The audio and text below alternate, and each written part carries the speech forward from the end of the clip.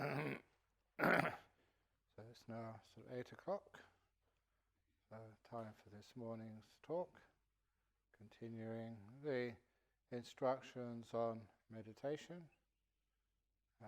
First day I was teaching how to relax the body, and then also yesterday give a little, or day after, an overview of the importance of stillness, and yesterday explaining the 1,000-petal lotus and how it opens up, emphasizing that all we really are doing is being kind and being aware, and those two things are the most important to allow the meditation to develop.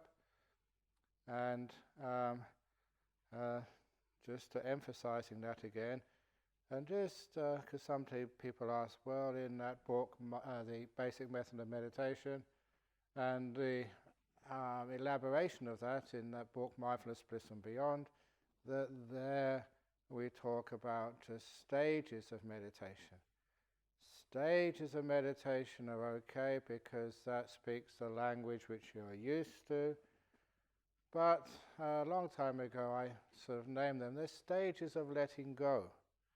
Not stages of attainment, but the more you let go, these are the landmarks which you see as things start to vanish, start to disappear as you go deeper inside of what's happening. And just to emphasize that, starting off with the breath, when that comes up, quite honestly, that I never go looking for my breath. The breath usually comes to me. I just relax, as I tell you, that's how I practice, until the point comes the body is relaxed, the mind is peaceful, and then the only thing left to watch is the breathing.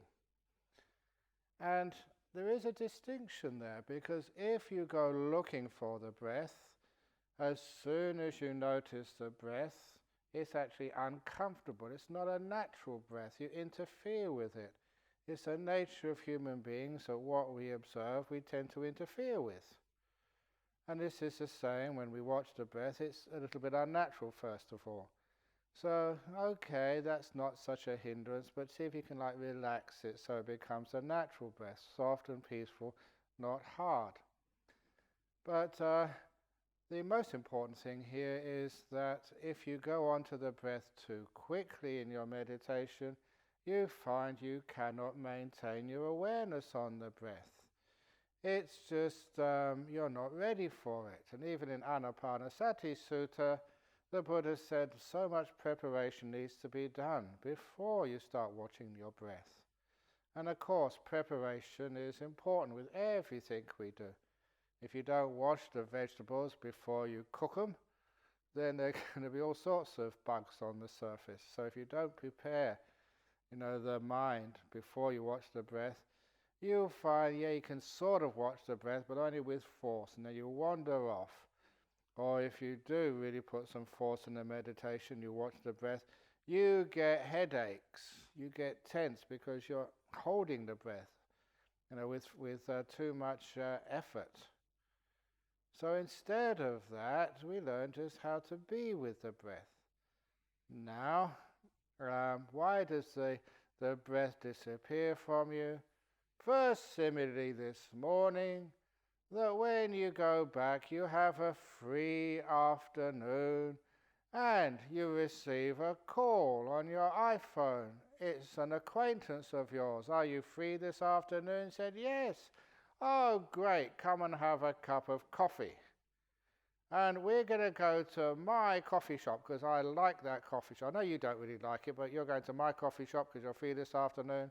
And we're going to have a latte. I know you like flat whites, but I like latte, so that's what you're going to have.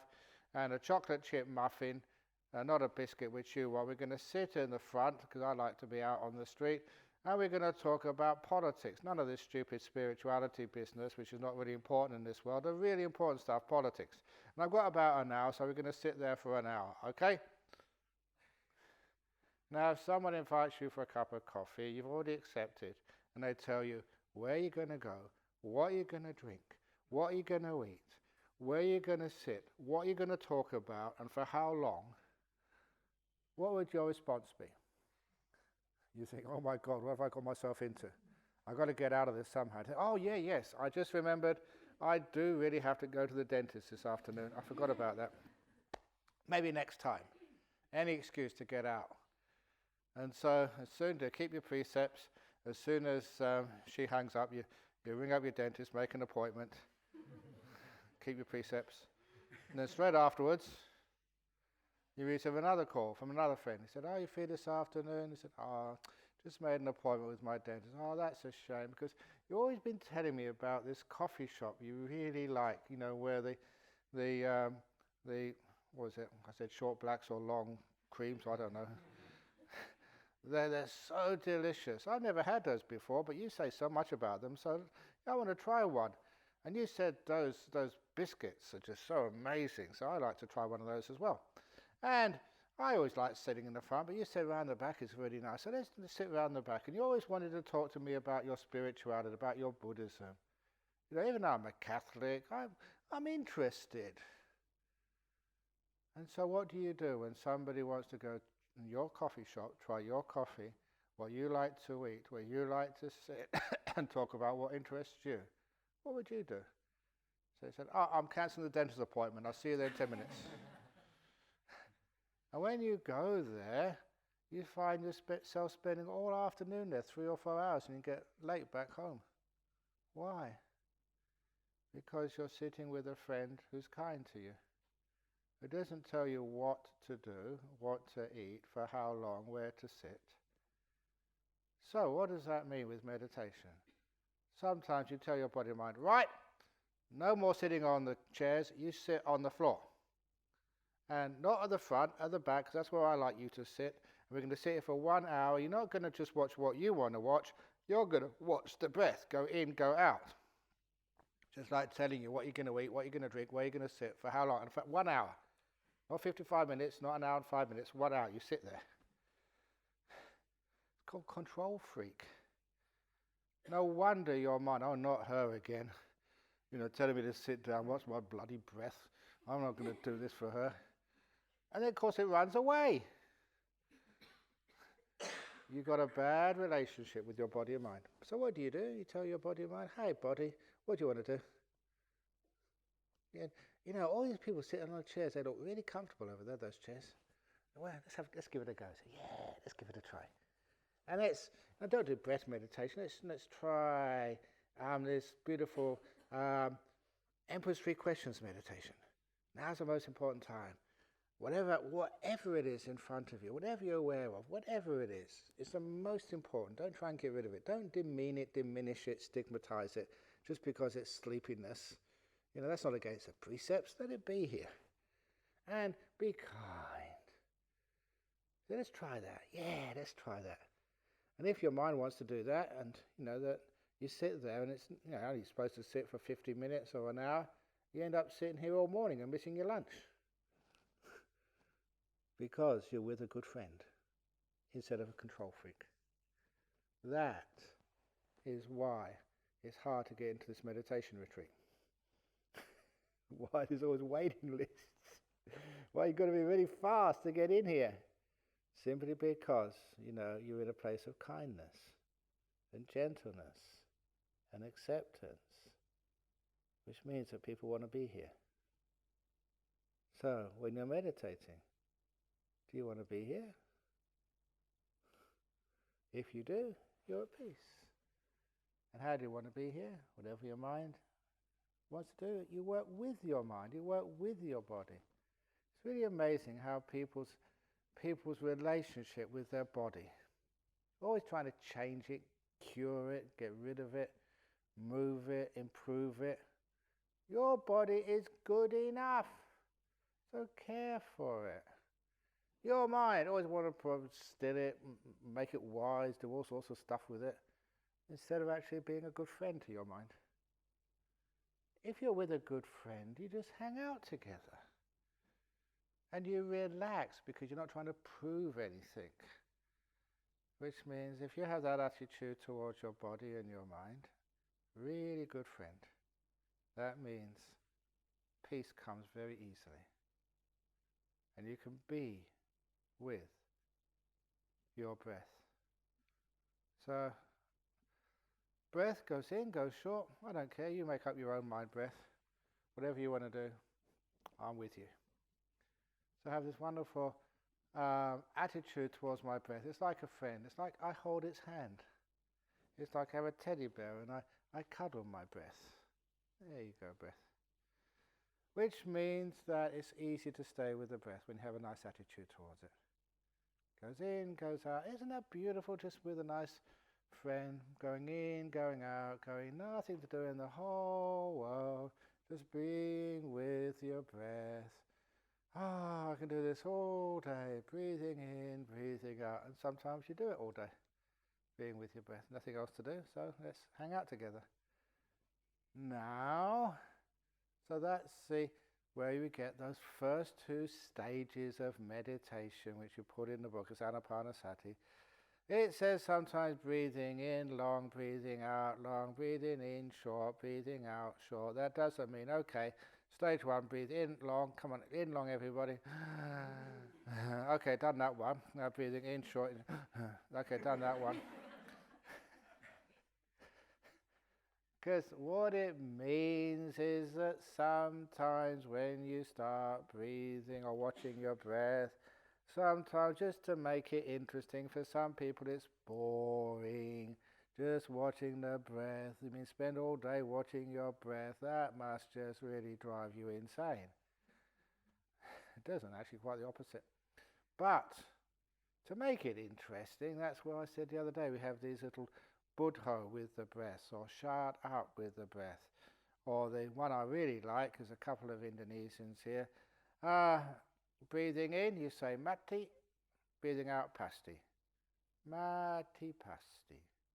Mati, pasti.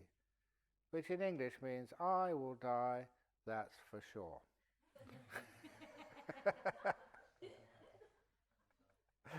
And that's really good fun. So you're breathing in, I will die, that's for sure. You can't argue with it. Sorry? Yeah, you can't argue with that. That's pretty sort of incontrovertible. So I will die, that's for sure. I'll die. And all that really does, it just makes it a bit more interesting. But if you ever heard me teach at Nolamara, that sometimes you say, okay, breathing in, peace. To make it really interesting. So you imagine what peace is, whether it's a dove or whether it's some really calm seascape or whatever you have an idea of what peace is, breathing in peace. And you visualize it, you imagine it. You almost like paint a picture of what peace is, and you every in-breath, bringing in peace. And you breathe out, let go. So imagine peace riding on the wind of the breath as it comes into your body. And all the toxins, the bad memories, the fears, the sicknesses, the worries, the revenge, the whatever it is, that goes out with the out-breath. Breathing in peace, energy, health, breathe out, let go. And you make up your own little mantra there. But if you do that, you've got to really, not just breathe in, peace, breathe out, let go. Because that doesn't really grab the attention. It has to make it really interesting. It's exactly why Ajahn said, breathe in, sabba. And you can feel that. Sabba. Oh, yeah. Oh, sabba. Yeah. Breathe out, sabba. You've got to really get into it for it to work. So don't ever do anything half-hearted. Whatever you do, give it everything you've got. So what happens then, you really get into the breath. It's beautiful. Beautiful breath, delightful breath, there it is. Of course you get the full awareness of the breath and delightful breath. Yeah, there are stages, but they happen naturally. So do you have to tick off stage 1 before you go to stage 2 or stage 3? You notice, I skipped over the full awareness of the breath just now, just went straight to the sabba. the delightful breath. Because with the delightful breath, you see the whole breath anyway. You just keep doing that. So this is actually the stages of meditation. But the most important thing is just how they occur. It's not you want. Okay, tick off the box. Now I can go to stage 2, stage 3. Ajahn Brahm, can you please confirm I've been to stage 3, so I can now go on to stage 4. Give it a tick. So if you can take off your P plates, now you've got L plates. Now you've got X plates. Now you've got X plates. I don't know what the plates you have on cars these days because I don't drive, thank goodness. But sometimes that people always like instructions. And it reminds me that some people have got too much faith in monks and nuns. So whatever they say, they just do it without thinking. Because this actually happened, really happened. This was in England. They told me the story. I checked it out. Yes, it did occur. A nun in our monasteries in England. She was going to the airport and she had the map. So she told the driver, straight ahead at the roundabout. And that's what she did. She went right over the circle. That's what you told me to do, go straight ahead of the roundabout. So you've got to be very careful these days. Get paid for everything. You've got to be give instructions, give them very clearly. So anyway, so you feel this is going the right direction and you get sort of the nice awareness of the breath, but then the delightful breath, the beautiful breath. And again, this happens naturally. You know, you're sitting there and you're happy meditating. You enjoy it. And I don't know what it is. But, you know, too many people, if you're enjoying yourself, you get attached. Don't get attached. And that is so crazy to me. And it's also directly against the recorded teachings of the Buddha. And this is one of the things, if you don't believe me, the books, we've got sutras out there in the office, and get it out for you. The Buddha said, specifically, anyone who indulges in the happiness of meditation really gets into it. There's only 4 possible consequences for you. The only things which can happen if you get attached to the pleasures of the deep meditation. The first stage of enlightenment, the second stage of enlightenment, the third stage of enlightenment, or the 4th stage of enlightenment. That's what's supposed to happen. This is a happy path. It's a beautiful path. That's why I really got into this. It's amazing. So profound, so deep, so much insight, and a lot of joy at the same time, a lot of happiness. So, you get into these delightful breaths. And then, what I wanted to focus on today is what happens next. So watching the breath, so nice, breathing in, breathing out, breathing in, breathing out. Oh, one thing I wanted to just mention beforehand was that sometimes there are distractions. You're about to go into jhana and somebody coughs. Or that somebody bangs the door. Or something happens. There's distractions. How to deal with distractions.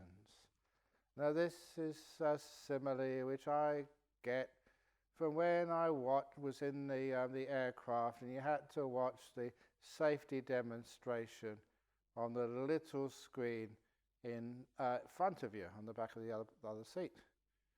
And many of you have done that. Next time, those of you who come from overseas or interstate and you're going on an aircraft, you watch that safety demonstration on that little screen, and you will notice that after a few seconds you can't see the upholstery surrounding the screen, nor even the little plastic border surrounding the screen. But your mind, your field of attention fits perfectly into that little screen, so you can't see the edges. It's as if you focus in. And it's a wonderful thing to notice because it means you don't need to spend all your money purchasing these enormous TV screens which people have. It's totally just a con. The only time you know or you notice, you're aware of how big your TV screen is when it's not turned on.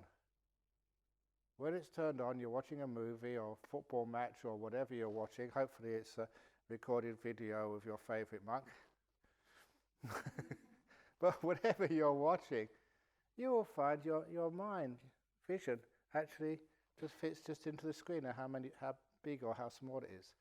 And people haven't taken me up on this yet, but how about if you want to start a new business having circular TV screens? Why do they always have to be, square, rectangular? Or you may have like Star of David TV screens. They really do well in Israel. Whatever it is, something which is just different, because whatever shape your TV screen is, big or small, round, oval or whatever, after a while your mind fits precisely into the screen. So, what's that got to do with meditation? What it is if you're watching your breathing or delightful breath or whatever it is, always keep that in the center of your screen. If there's a sound, a disturbance, whatever, even an ache, if at all possible, keep that on the edge of the screen. Don't put it in the center. Because if you've got like an ache or an itch, if that comes to the center of the screen, the breath goes to the edge of the screen. And soon the breath falls off and you've just got this problem in front of you. But if you keep your main meditation object in the center of your screen, you sort of hear that sound, but it's over there somewhere.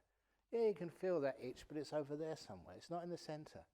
And if it's not centered in the screen of your attention, if it's not centered, after a little while it just falls off, it disappears. You're not aware of it anymore. That's actually what happens. You may have an itch, an ache, or that story I said about the mosquitoes. When I was in Thailand with Ajahn, I made sure that the breath was in the center of my screen, and the mosquitoes, you could feel them, but they were on the edge of my screen. I wasn't paying too much attention to them. I wasn't giving them importance to bring them into the center. So they were on the edge, and after a while they fell off. I was not aware of them anymore. My radar zoomed in just to the breath, and the rest fell off that radar. That's how to deal with distractions. Don't center on them. Don't give them importance. Don't make them the most important part of the meditation. Just keep it on the breath. That's right here. That's in front of you. That's the most important, and it stays there. Now that's really crucial, because the reason why I brought it up was that you get to the next point in your meditation when the breath starts to disappear. And for many people, they get afraid. There's many times you come across fear in the meditation just because you don't know what's going on. This is weird. And so often people come up to me, interviews, and say, this weird stuff happened, is this okay? I say, of course it's okay, but this was strange. Yeah, it's okay. I've been meditating a long time, and it's just what happens. Weird stuff happens. When weird stuff happens, it's marvelous. When you're meditating a long time, you don't watch movies, it's great to have some interesting stuff in your meditation. So, sometimes you're sitting there, and one of the things which sometimes comes up is like your body is like crawling with ants. Just so sensitive. Sometimes you're sitting here, and you can feel this fragrant, like sandalwood essence wafting past you. You think, wow, heavenly beings have come to visit me. Or you think, oh my goodness, it's not unpleasant, sort of the ants crawling all over your skin. It's just quite sort of interesting. But it's not that you got some sort of psoriasis about to happen. All it is as you become quieter and calmer, your awareness gets enhanced. So, the feelings in the skin become really sensitive. Not unpleasantly, but beautifully sensitive. fragrances, smells, you interpret it just as if like the most beautiful scents and fragrances just wafting there. It's not heavenly beings come to visit you, it's your senses are coming really, really sharp. And even sounds, beautiful sounds. All that is just the senses are getting stronger. And they usually disappear soon after that. And when they disappear, don't be worried, it's marvelous. I say that because, there was one fellow a long time ago, he was a businessman in Singapore, and as soon as he started meditating properly, his hands started to vanish. You couldn't feel his hands anymore, and he came up to, he stopped meditating straight away. He said, I'm terrified. What's going on? Is this some sort of disease where I lose all my sensations? So come on, can you feel your hands now? Yeah, now, but it's only because I stopped meditating. It comes back again. Just let it go and enjoy it. But when you know, you've heard, hopefully from someone you trust, what happens in meditation, then I give you the instructions so you know, that's what it is, so you don't get afraid. And as you go deeper, it's much more happiness and fun. So you know this is going in the right direction. You know it feels really good. And afterwards, you only have positive things come out of it afterwards. So you no need to be afraid, but fear will come out. Just remember, okay, no fear, it's okay. So then what happens is you get to the breath starts to disappear. You're perfectly okay. You are breathing. It's just your mindfulness is just watching something a bit more interesting. Right now, can you feel your heartbeat? Most of you couldn't for the last half an hour, but you don't have to worry about it. Your heart will still be beating. Just because you're not aware of it doesn't mean it's stopped. That's all that's happening. Your breath is just, your awareness becomes much more refined. So what it usually sees then is this delight of the mind, the sixth sense. Once the five senses start to get very weak, the sixth sense, the mind, starts to become strong. The energy goes into that instead of the five senses. Now usually the really big nimittas, this is when you can really see the chitta, the mind, happens when the five senses are really, really subdued. But then people say, well, I saw a light, but I could still hear things and feel things. Yes, but whatever those five senses were pretty weak. So the explanation of that, these are the five senses, this is the mind. The five senses usually get all your attention, all your energy, so they are so strong that they dominate. You can hardly experience the mind. But as you meditate, in other words, you're not speaking very much, you're just only eating a couple of meals, you taste, for most of the day you're not tasting anything, eyes are closed, you're not hearing too many sounds, it's a peaceful place. You are subduing your five senses here. Not getting excited by movies and stuff. Everything is getting subdued. So as the five senses don't receive your energy, that energy goes into the sixth sense of mind, and what was usually so dominant, your five senses, start to be reduced in importance, in strength. The mind gets stronger until it starts to be about the same strength. And that's when you start to see lights, nimittas in the mind. You start to be aware of your mind. And once that starts happening, you see little lights, sometimes flashes of lights, and sometimes weak green nimittas, just the whole area is like not very bright, but there it is. And at that time, don't think, this cannot be a nimitta, it can't be that stage of the meditation, because I can still hear a few things. I can still feel my body, I can still think. Doesn't matter about that. Just keep the nimitta in the center, whatever it is, however it is, and just see what happens. You do nothing, you just be kind, be aware, and see what happens next. So that means that what's happening with the lotus simile, the lotus petal is opening up. The tiny little nimitta, a bit shy at first, it's just opening. And when it opens up, I don't know why it is, a lot of times people, they doubt. They think, this can't be a nimitta, it can't be a nimitta. It must be a flashlight in my face. There are no flashlights here. It must be the sun shining. Unless it's a certain time of the day, sometimes over there or in the afternoon, a lot of time there's no lights coming in here.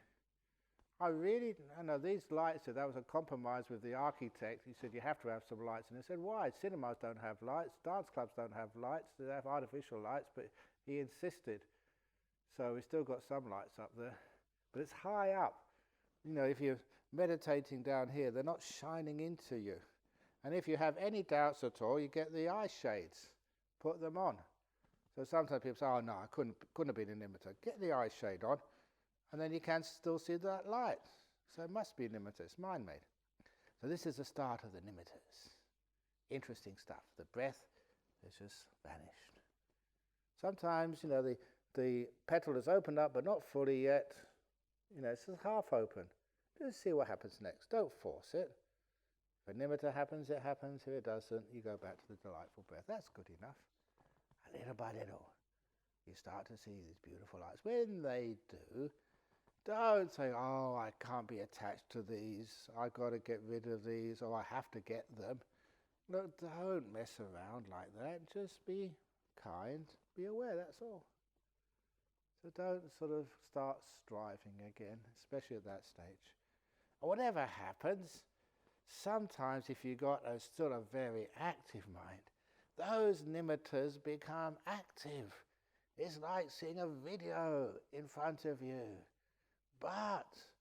Or a beautiful scenery.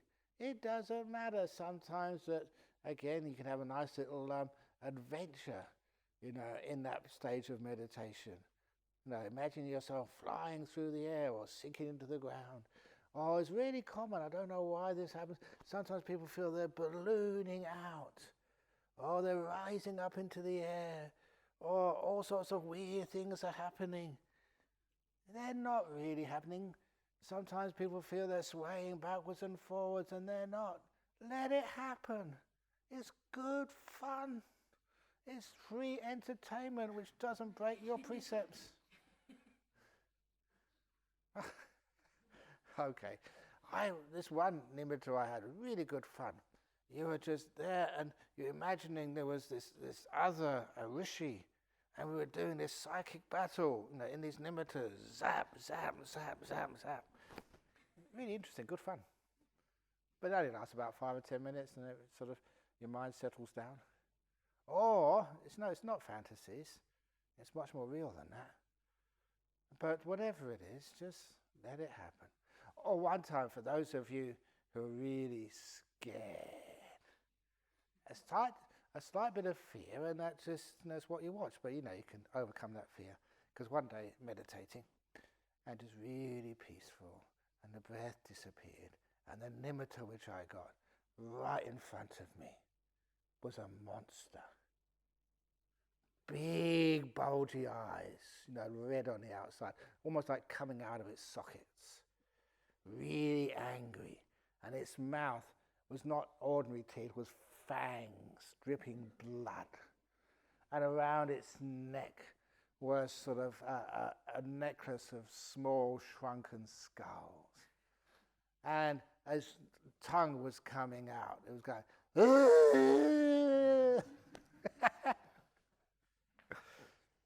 and I recognized it. That's because I've been to some temple sort of a couple of days before, just like you see on the temple drawings or the paintings. Oh, it had spiky hair as well. So what did I do? I'm not going to be afraid of monsters. So what I did, straight away, just like being a naughty kid at school, doodling. Do you ever doodle on little drawings? So straight away I doodled. I just thought, let's put a hat on its spiky hair. I had this lovely straw hat, of course with a little flower coming out. And its eyes were pretty scary, so I put a pair of sunglasses on, like the Ray-Bans I had in those days. So it's like the Elvis Presley of monsters. And then in its mouth, because these fangs dripping blood, I actually blacked out a couple of its teeth, so it looked like it needed to go to the dentist urgently, and a cigarette in the end. And I forget what else I did. Oh, actually, I turned up the corners of its mouth, so it was turning up like it was smiling. And I made this monster look so ridiculous. I totally humiliated that monster. And so it disappeared and never came back. That's how to deal with monsters. If you don't let them into your palace, just put a funny hat on them. Put glasses on them. Or even better, like a monocle. Just like those old lords in England. But that's how I played around with it. And then it vanished. So you have all sorts of interesting nimittas, which come up first of all. But that is a sign that your mind is still pretty sort of active. So just relax, calm it down. And then the nimittas aren't so active. And they can be all sorts of different colours. The colours aren't really important.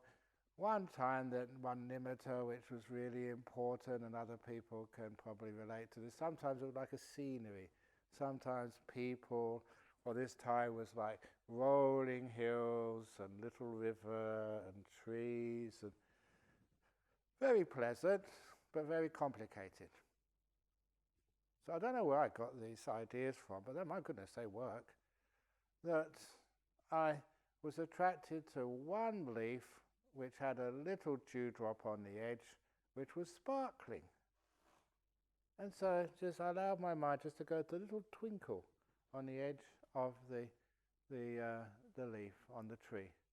And of course, you focus in on it, zoom in on it, just quite naturally. And of course, the twinkle gets bigger and bigger. That became just the real beautiful nimittas, the simple, powerful lights. So if you have got a complicated nimitta, you don't need to do this, because I've told you now, put the suggestion into your mind, brainwashed, conditioned. So what you would do, you go to anything which twinkles, which sparkles, and you go into it, and it becomes this beautiful, very pure nimitta. Now you know it's a nimitta at this particular stage. There's a couple of things. That it's a light, but you're not seeing it with your eyes. It can get extremely bright, but don't be afraid. This happened to me and happened to a few other people. It doesn't happen to people anymore because they listen and they know what to do.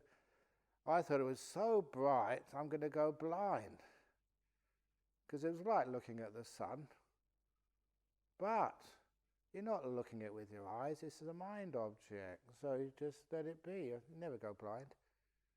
And the other one, which is more interesting, it's more fun, is that sometimes it gets so delightful, I thought, my goodness, a human being can't take so much pleasure, a really intense pleasure.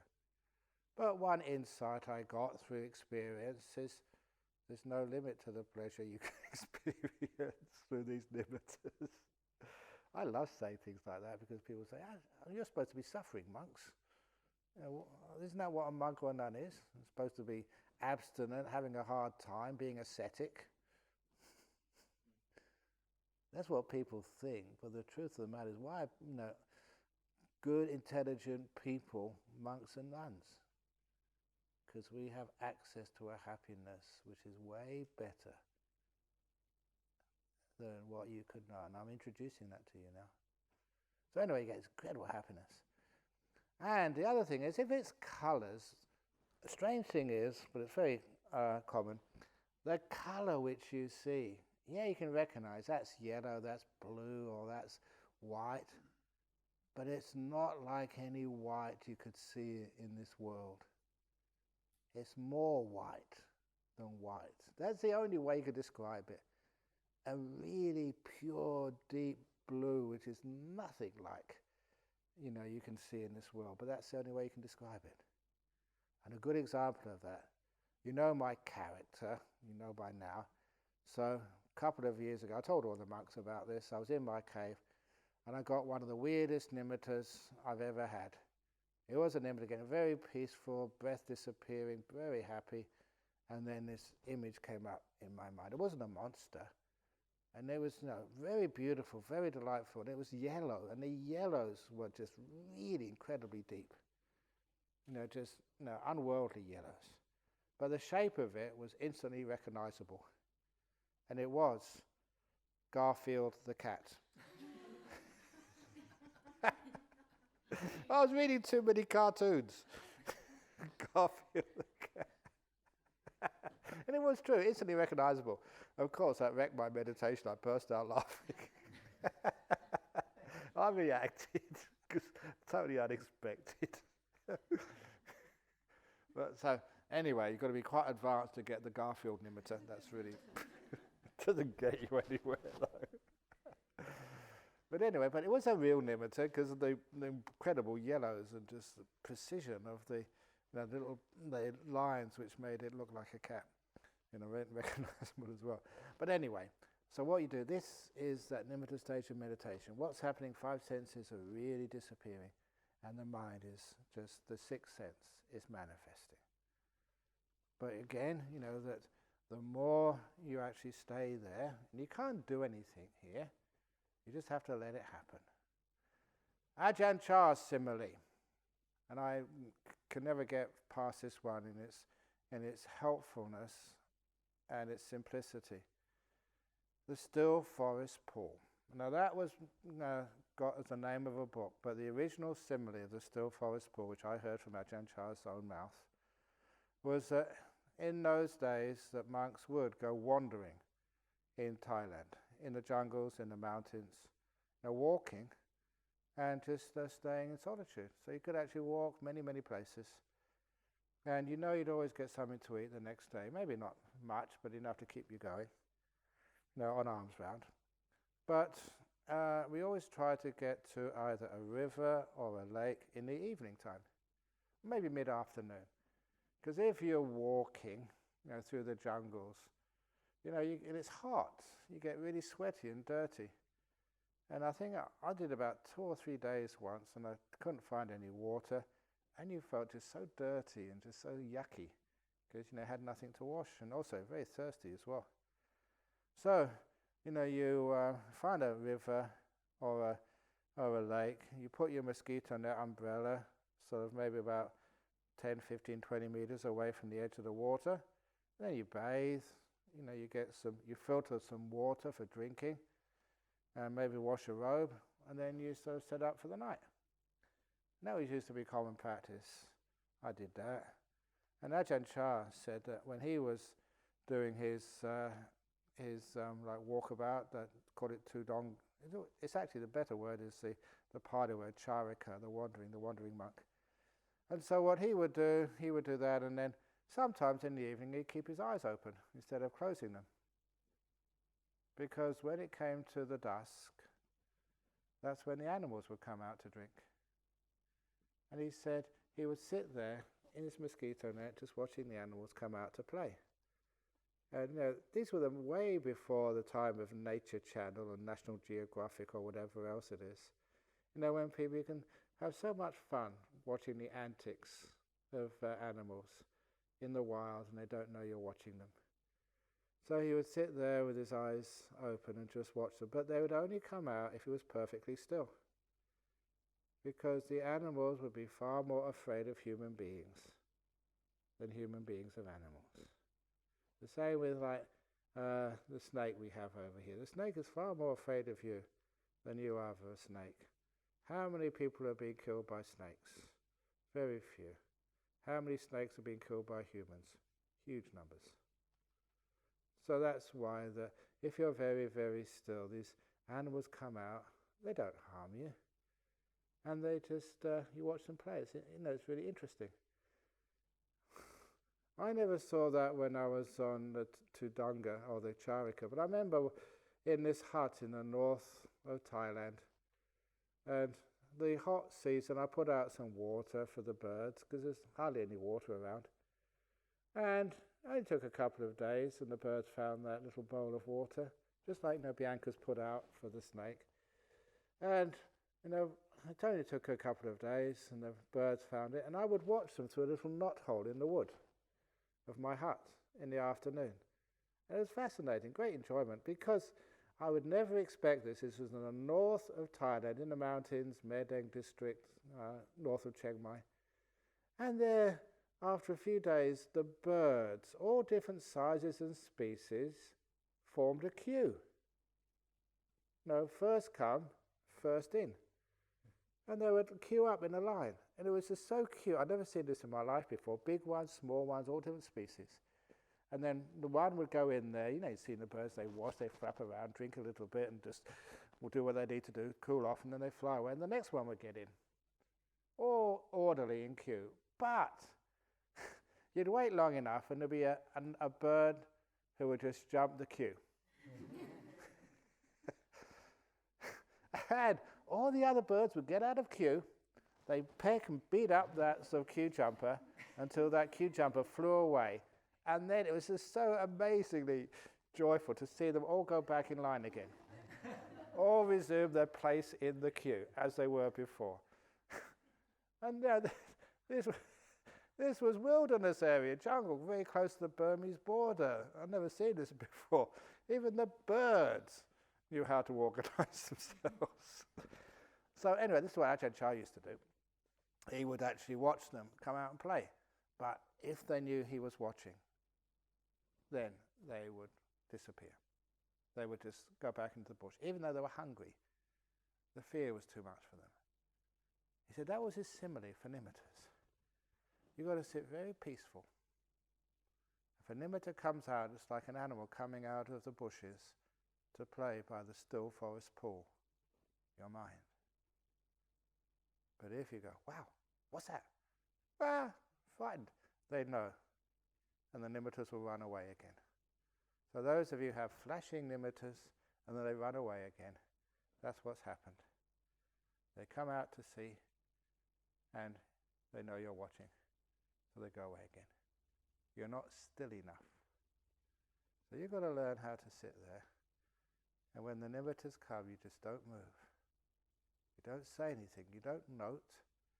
You just sit there like a statue and see what happens. And then they'll linger around, anyone there? And then when they realize there's no one there, or they think there's no one there, they'll come out and play. And you watch these incredible, beautiful nimittas playing by the still forest pool of your mind. And Ajahn Chah would continue on. This was a brilliant part of his simile. He said sometimes after the ordinary animals would come and play with their cubs, mess around, then when they sort of had their time in the pool, then these animals would come out. He said he never was told that such incredibly beautiful, rare animals existed. Very few people had seen them because they were so shy. When they came out, if you even moved, they would know, and they'd run away again. So those were the jhanas, coming out to play by the still forest pool of your mind. Brilliant, amazing, but you had to be that quiet, that still. Don't move. Wow, this is it. Oh, I've blown it again.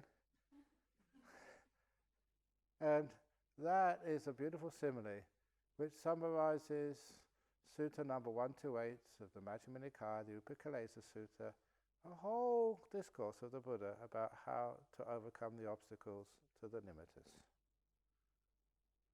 And once those nimittas start to get very strong and stable, that is just the, 9th, 10th, 11th stage of Anapanasati. You experience the citta, the mind, that's nimitta. It's prabhasara. You see it's brilliant, beautiful, radiant. And that you calm them, actually you brighten up the nimitta first of all, give it a bit more energy, oomph. That's sampasadanam cittang. And then you still the nimitta. So it doesn't move, because you're not moving. And, okay, little personal anecdote. You know, for me, it's easy to, it was eventually you get those nimittas coming up, regularly, but they were always moving. They could never be still enough to take you into jhanas.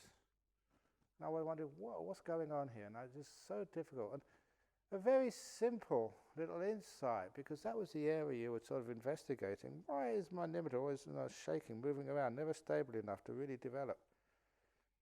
And the insight was, one morning, I was shaving my face in the mirror in my room up in Bodhinyana, shaving it there, and I noticed my face was moving in the mirror. And I thought, just playing around, I thought, I'll hold the mirror still. So I held the mirror still, but still the image kept on moving, because the one which was watching was moving. And there's a simple thing like that just gave me the answer to my problem. The nimitta was moving because I was moving. And trying to hold it still, that's just like holding a mirror still. That's not going to get you anywhere. No, just imagining somebody being the watcher, that's going to be still. When that became still, the nimitta became still, because the nimitta is just a reflection of your mind, reflection of your citta. And if you are still, nimitta becomes still, and then you enter those jhanas. So it's like the nimitta, you fall into it or envelops you, it's just the same experience, and you go into the jhana lands. Now somebody asked a question, can you explain them a little bit about the realm of experiences in jhanas? Yeah, you can explain them, but they don't really make any sense to you, simply because it's very different than the world which you experience now. Pure bliss, pure love, but there are little signs, tick boxes if you like. If you think, is this a nimitta? It can't be, because you can't think. You can't sort of judge. You can't create concepts within the nimitta realm. You're too still for that. Even in the nimitta stages, in the jhana stages, it's far more refined. But in the nimitta stages, if you say anything, wow, this is interesting, of course, the animals vanish. They know you're watching. So in the jhana stages, you're totally without thought. Yes, afterwards, when you come out, you can look at that, very powerful experiences, and understand what they were. But within them, it's too simple, too still, but very blissful. So number one, no, you can't create any thoughts there. Number two, you can't feel the body or hear sounds. You are way beyond that. 5 senses have shut down. So if somebody touches you on the shoulder, come on, it's time for lunch, you cannot feel it. Hot, cold, mosquitoes, whatever, you can't know it. The gong goes, you're just sitting there. A nice little story, anecdote. There was in Wat Pah Pong once this little novice, maybe about 9, 10, 11 years of age, because, in those days that was the social safety net. Too many kids in the family couldn't support them, they'd make them be a novice.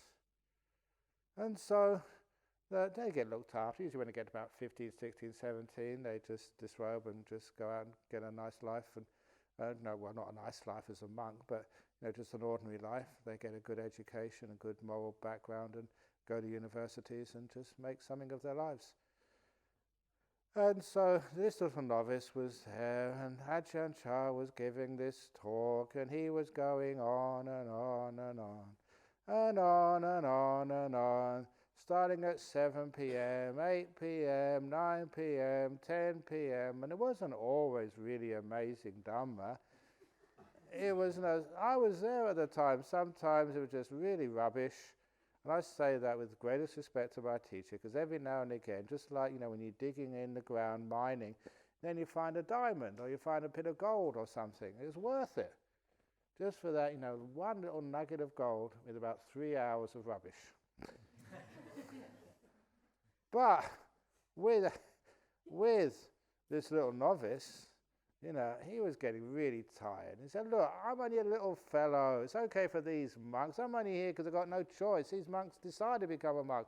I want some sleep. I want to go back to my room. I want to...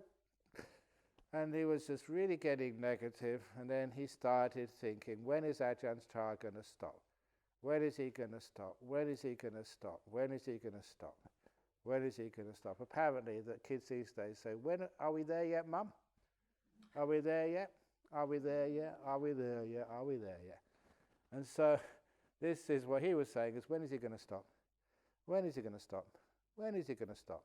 When is it going to stop? When? And it became like just a repeated announcement without any end. And then he had the insight. The insight is just seeing things the other way around. And his insight was, when am I going to stop?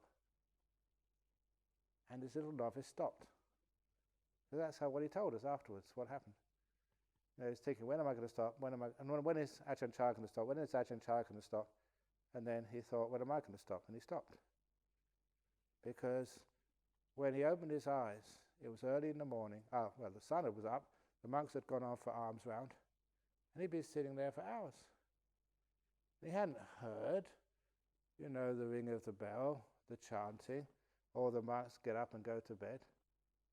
And he was just sitting there, the happy little novice, first time in a jhana. And that's what happens. You don't hear anybody. You just sit there, perfectly happy. So he stopped. That's what it is. So when it is a jhana, you don't hear anything. You don't feel anything in your body. But my goodness, you're having a wonderful time inside. Really blissed out, happy time with no meaning anymore. So that's what happens in the jhana. Beautiful, wonderful state to be in. And then you say, well, so what? A nice time, yeah, but so what? Number one, health problems, they get zapped. So I'm not quite sure why this is, but it seems to be, because I've seen this too many times, that anyone who really does get into a jhana, it's amazing just how the body just balances itself and you get incredibly healthy afterwards. Number two is really strong mindfulness afterwards. And, one of the great signs is that, somebody calls you stupid person. You're just smiling there, as happy as a Larry, you don't care. That's why sometimes, sometimes I use skillful means. Somebody comes along and they say to me sort of, they've got a jhana. I'm not really sure whether it was or not, and I look at them and say, look, you're a lay person. You're not really even a Buddhist. You haven't given any dana. People like you can't get jhanas. And I just look at them, see how they react. And say, what are you talking about? That's discrimination. I say, okay, that wasn't a jhana, sorry. It's only a trick. Sometimes I'm not really good at offending people. I try my best sometimes. I need some more lessons. But what you do is, just try and poke them a little bit to see if they react. And if they react, that wasn't a jhana. It was a jhana, just so peaceful, just floating on air. And the nearest thing which I can describe it as is just, I don't know if you probably don't remember yourself because, it's just too close to you, but if you've ever had sort of like a good friend or maybe a sort of a daughter and they've just fallen in love. They say, Mummy, I've just met the most beautiful guy. He's wonderful. Oh, he's lovely. I'm in love. Was that convincing? Probably not. But you see that, it's just crazy sweet, and nothing can upset you. You just, you're high, and people say, they wouldn't love a person like you. Say, oh, but he does. But what about your homework? Oh, who cares about homework? Where are you going to live? Oh, who cares? Love will conquer all. You're totally beyond criticism, upset, anger, or anything. And that's the closest, which I can say is when people get the jhanas. Oh, I don't know. I have my jhana. Oh, so lovely. Oh. That's really quite sweet and cute when that happens, because they're just really happy, very high. Nothing can upset them. 5 hindrances are gone for a while. And that is where you can start to get really great insights. And the fact, what? You mean you could actually live without thinking? Be so incredibly still. That, that your body, it's just not there. and you're having the time of your life? Yes. Why? This body is suffering. Oh, come on, Ajahn Brahm, you've been a monk too long. Get a real life. Come on. So, haven't you been to see Niagara Falls yet? Have you seen the Great Wall of China? You haven't lived, Ajahn Brahm. Oh, come on, that all sucks. You know, if you can let go of your body, now that is really impressive. There's much more happiness than anything else which you can get in this world. Totally free. Jhana told you what suffering is. So what the benefit of that? Number one, you're never afraid of death anymore. What are you afraid of death for? This body just gets older and sicker and more painful, more difficult to get up. You know, just more things you can eat, you can't eat. More times you have to get up in the middle of the night to go to the toilet. Oh, that, if you haven't got there yet, that's coming. So, why? So when we realise that, so just like in the wise words of, what is it, George Bush? Bring it on.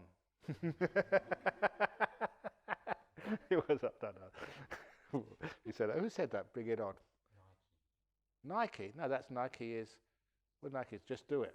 Yeah, bring it on or something. Anyway, whatever. So you're not afraid of stuff anymore, especially of the world. So you get a huge amount of insights. But later on, say the insights into just non-self. Did you do that? The jhanas? No, of course you didn't. That's why I asked the question. Keep on asking me. How many years of practice did you first experience jhana? How frequently do you encounter them now? And what? Okay. Honestly, I have to be open and honest with you that I cannot do jhanas. Are you shocked? Ajahn Brahm, I just cannot enter jhanas.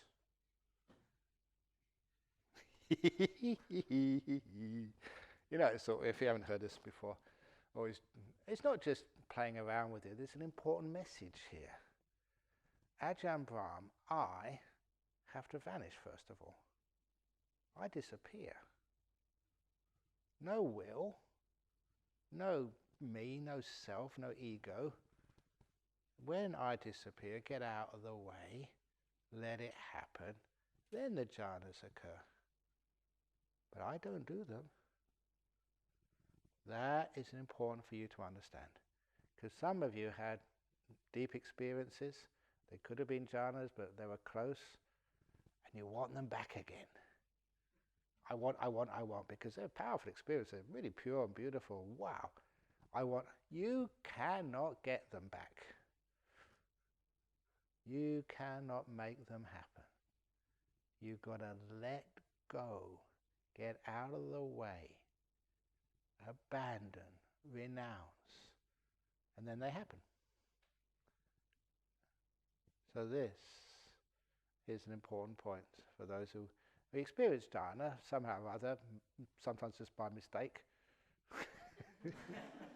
You didn't really intend to, but there it was. But when it does happen, you remember, I'm not there when it happens. Disappear. Your mind, there's mindfulness, but there's no will, there's no control, there's no doing anything, and you come out when it's ready, and then you understand. You don't achieve jhanas. That's why they're not called achievements. Stages of letting go. Stages of disappearance. The art of disappearance. Vanishing. You going. So that's why we don't have little medals. First jhana medal, second jhana medal, third jhana medal, fourth jhana medal. Stripes. One stripe is sotapanna, 2 stripes is once returner, 3 stripes is non-returner, and little stars on the shoulders to show that you are fully enlightened. There's no place to pin the medals. You're vanished, you're disappeared. So that is the jhanas. And later on, some more about the insights which come from those incredible experiences. As one person once told me, it's a very nice little, he said, because delusion and avijja is so really incredibly fixed to us, we need a big kick up the arse to get rid of it. Not ordinary stuff, but this big boot. And that is what the jhanas do. Powerful stuff to dislodge defilements of the ages. So, it's coming. Wait for it, vanish, and when you disappear, then the jhanas will come. Da da da. Sadhu, sadhu, sadhu. Very good. Hee hee hee. Okay.